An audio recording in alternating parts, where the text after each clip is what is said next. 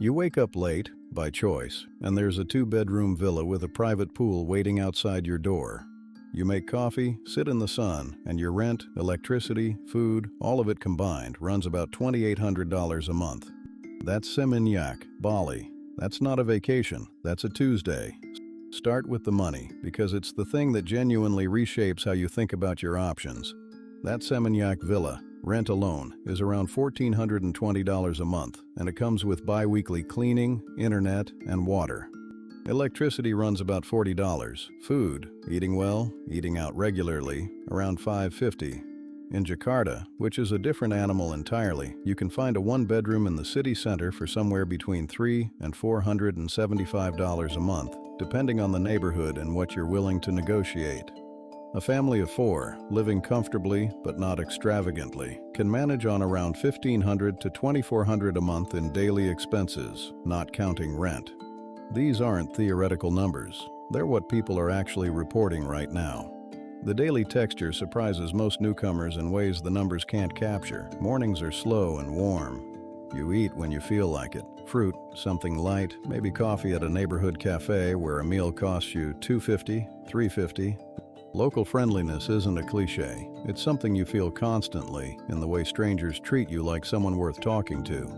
There's a communal quality to daily life that people from American suburbs find genuinely disorienting at first, then quietly addictive. Yogyakarta, most people call it Jogja, gets mentioned a lot by people with families or anyone who wants affordability without Jakarta's intensity. Quieter, cheaper, more of a community feel, worth knowing it exists if Bali's expat scene or Jakarta's scale isn't what you're after. Now, the honest part, Jakarta's traffic is not like bad traffic back home. It's a constant, exhaust-heavy swarm of motorcycles that filters into every gap in every lane, moving in ways that don't follow the logic you grew up with. Even people who've been there years describe standing on a street corner and just watching it, that visceral, slightly overwhelming swirl, as something that never fully left them. It's not dangerous exactly, but it's relentless, and if you're sensitive to pollution, you'll notice it. Bureaucracy is the other one. Visa extensions, anything that requires dealing with government systems. It can be slow, opaque, and occasionally requires an agent who knows how things actually work versus how they're supposed to. This is real. It doesn't ruin the life, but it's a friction you factor in. Then there are smaller surprises that don't fit neatly into good or bad. The bidets, or water dippers, in nearly every bathroom.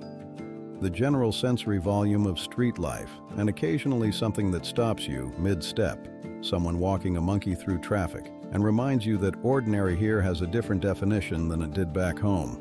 One thing I'll say about the language, I've watched people live here for years and stay permanently on the surface of the place, always in expat circles, always paying expat prices, always a little outside things. The ones who picked up even basic Bahasa Indonesia, it's a straightforward language, honestly. They're the ones who found themselves in actual friendships with Indonesians, who knew what a fair price was at a market, who could navigate a visa conversation without everything going through a middleman. You don't need fluency, but even a little of it changes what the country is willing to show you. That's the real shape of it. Not paradise, not a nightmare, a genuinely different life, available at a cost that would seem almost unreasonable compared to what you're paying now. If this has its hooks in you, the video on your screen right now is the one I'd watch next.